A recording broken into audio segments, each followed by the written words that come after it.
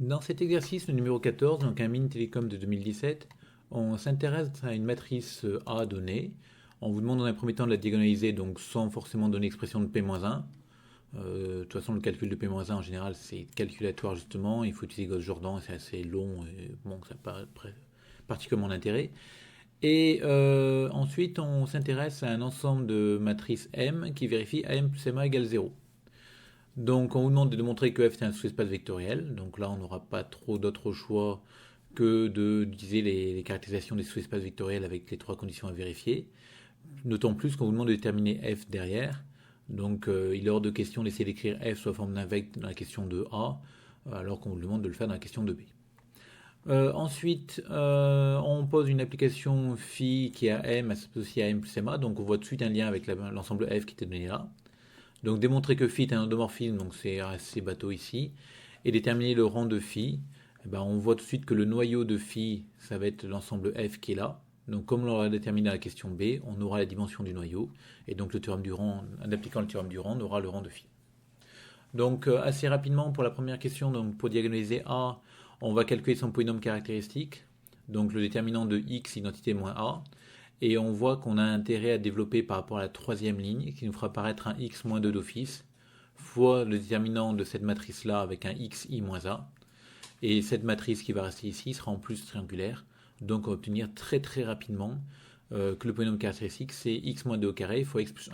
Donc on obtient comme ça que le spectre de A c'est les racines du polynôme caractéristique, donc moins 1 et 2, et que 2 est une racine double, donc 2 est une valeur propre de multiplicité 2. Ensuite, on cherche l'espace propre, donc en posant les systèmes, par exemple pour celui-là, AX égale moins X.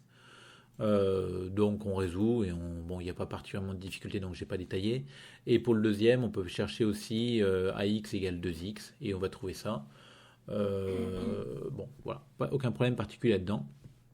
Donc en tout cas, on obtient que les deux sous-espaces propres sont de dimension maximale. E1, E-1, moins 1 était une valeur propre simple, donc on savait de toute façon d'office que la dimension c'était égal à 1. E2, c'était une valeur propre double et l'espace propre est de dimension 2. Et donc du coup, comme tous les espaces propres sont de dimension maximale et que le polynôme caractéristique est scindé, on obtient que la matrice est diagonalisable. On peut aussi ici le faire avec la somme des dimensions des espaces propres qui vaut 3 pour une matrice de taille 3.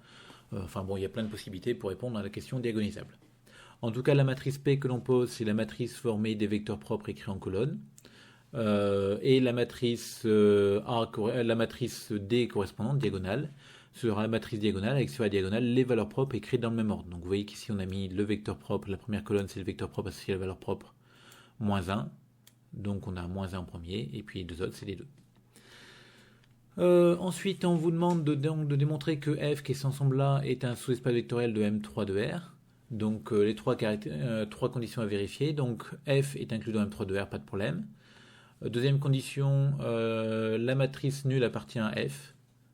Parce que si on calcule A fois 0 plus 0 fois A, ça va faire 0. Donc comme la matrice nulle est dans F, ça me dit en particulier que F n'est pas l'ensemble vide. Et enfin, on doit démontrer que F est stable par combinaison linéaire. Donc on prend deux éléments de F, un lambda dans R, et on s'intéresse à lambda m plus n. Et on vérifie qu'il appartient à F en vérifiant que lambda n plus n vérifie la bonne équation.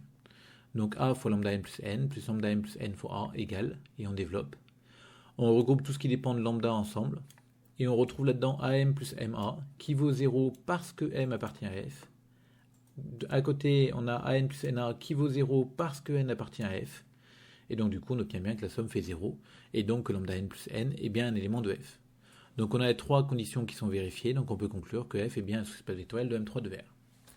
Donc ensuite, pour déterminer qui est F exactement, ici F c'est l'ensemble des solutions d'une équation matricielle qui dépend de A. La matrice A, on l'a diagonalisée, donc bien sûr ici on va réduire cette équation matricielle en transformant A en D.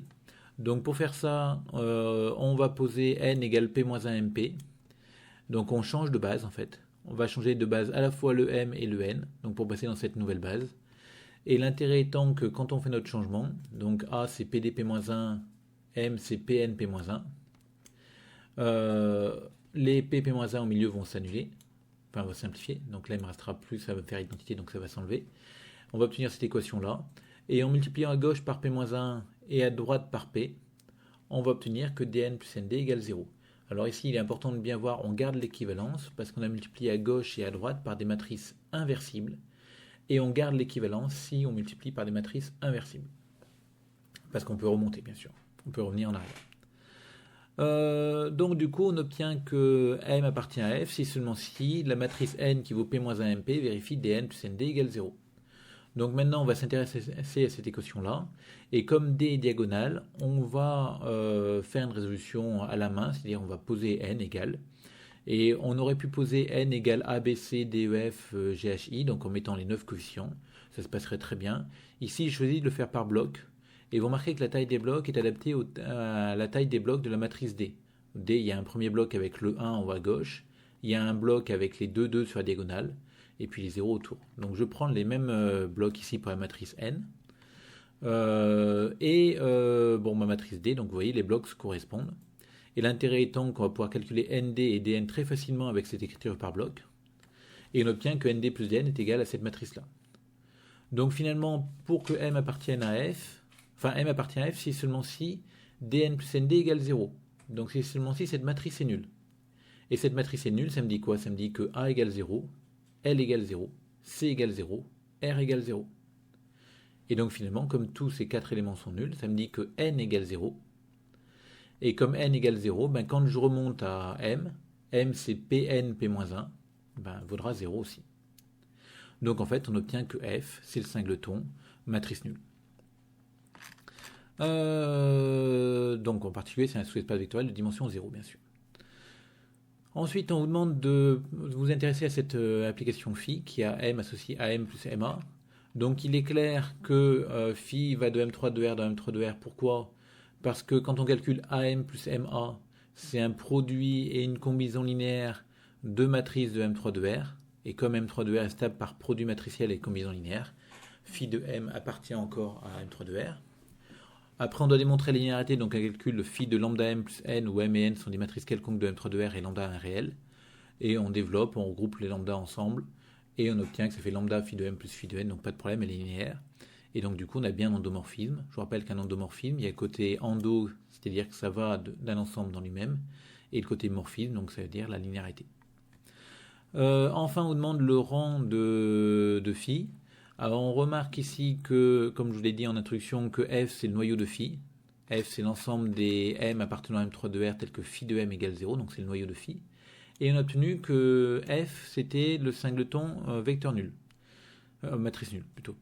Donc du coup sa dimension c'est 0. Et on va appliquer le théorème du rang, et le théorème du rang me dit que le rang de phi c'est la dimension de l'espace de départ, donc M3 de R, moins la dimension du noyau, c'est-à-dire F. Donc ça fait, la dimension de M3 de R fait 9. Donc 9 moins 0 égale 9. Et donc on a le rang de phi égale 9. Alors ici on aurait pu trouver le rang sans passer par le théorème du rang.